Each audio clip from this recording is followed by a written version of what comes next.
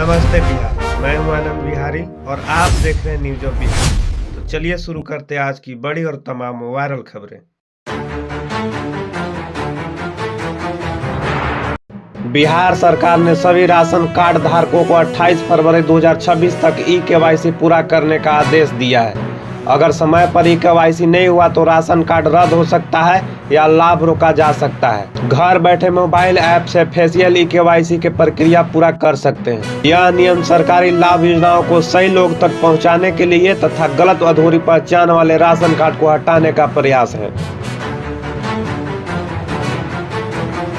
जमीन रजिस्ट्री प्रक्रिया में बड़ा बदलाव। मोबाइल ओटीपी की अनिवार्यता को हटाकर सुधारा गया है। अब जमीन की रजिस्ट्री के लिए सिर्फ मोबाइल नंबर देना ही काफी होगा। इससे भूमि रजिस्ट्री प्रक्रिया सरल और तेजी होगी।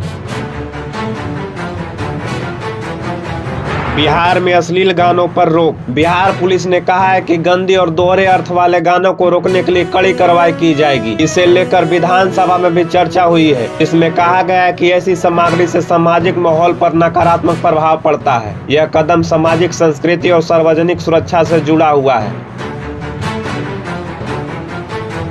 चुनाव नतीजों पर याचिका पर निर्णय। सुप्रीम कोर्ट ने जन सुराज पार्टी की 2025 बिहार विधानसभा चुनाव परिणाम को रद्द करने की याचिका को खारिज कर दिया है। याचिका में आरोप था कि सरकार की डीबीटी जैसी योजनाओं का उपयोग मतदाताओं को लाभ देने के लिए हुआ था। चुनाव परिणाम को चुनौती देने की कोशिश पर सुप्रीम कोर्ट की सफाई से निर्णय आया है, जो राजनीतिक विवाद का हिस्सा है। बिहार गवर्नर का बयान। प्रवासी मजदूरों की कठिनाइयां। बिहार के राज्यपाल ने कहा कि प्रवासी मजदूरों को बेहतर काम के अवसर बिहार में चाहिए और निवेश को बढ़ावा देना चाहिए। उन्होंने उद्योगपतियों से बिहार में निवेश करने की अपील भी की है। यह बयान आर्थिक विकास और अवसर सृजन को लेकर सरकार व प्रशासन का ध्यान आकर्षित करता है। विपक्ष के नेता तेजस्वी यादव ने बिहार विधानसभा में राज्यपाल के अभिभाषण पर अपना पक्ष रखते हुए कहा था कि बिहार में अपराधियों को कोई डर नहीं है। पुलिस प्रशासन का डर नहीं रह गया है। अपराधी निर्भय होकर घटनाओं को अंजाम दे रहे हैं। हादसे में मौत पर मुआवजा दुगना। विधायक सांसद प्रतिनिधियों का पावर बढ़ा।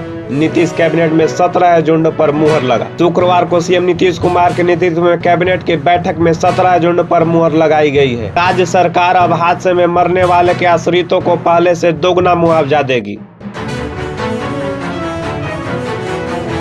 बिहार में अफसर विधानसभा में भेज रहे गलत रिपोर्ट। पक्ष विपक्ष बोला जांच करे सरकार। बिहार विधानसभा में विधायकों के सवालों पर सरकारी जवाब में पदाधिकारियों की गलत रिपोर्ट पर शुक्रवार को बवाल हुआ। विपक्ष तो विपक्ष, सत्ता पक्ष के विधायकों ने भी अफसरों द्वारा गलत रिपोर्ट भेजने की जांच कराने की मांग कर दी। बिहार में कैशलेस मेडिकल पर बीजेपी के विधायकों ने सरकार को घेरा।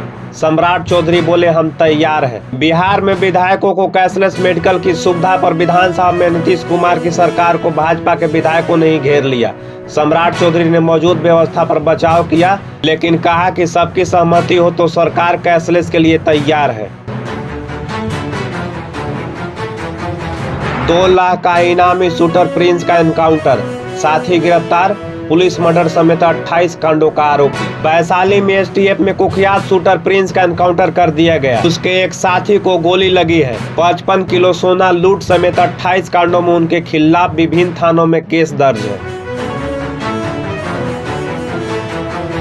पटना में नीट छात्रा की हत्या के मामले में राबड़ी देवी की सनसनीखेज आरोप पर डिप्टी सीएम सम्राट चौधरी ने चुनौती दी है कि राबड़ी देवी खुले तौर पर मामले के शामिल मंत्री के बेटे का नाम ले तो मैं 24 घंटे के अंदर जेल भेज देंगे। सम्राट चौधरी ने पूर्व मुख्यमंत्री राबड़ी देवी के उस बयान की आलोचना की जिसमें उन्होंने नीट छात्रा को लेकर एक दिन पूर्व ही बयान दी थी। सम्राट चौधरी ने कहा कि राबड़ी देवी जी जनता के बीच नाम बताएं। मैं गारंटी देता हूं कि किसी भी मंत्री या मंत्री के बेटे का नाम आएगा तो मैं जेल में डाल दूंगा। सम्राट चौधरी का यह कहना सही है गलत, आप कमेंट बॉक्स में जरूर लिखें। आरोपियों को खोजना सत्ता पक्ष के काम है या विपक्ष का।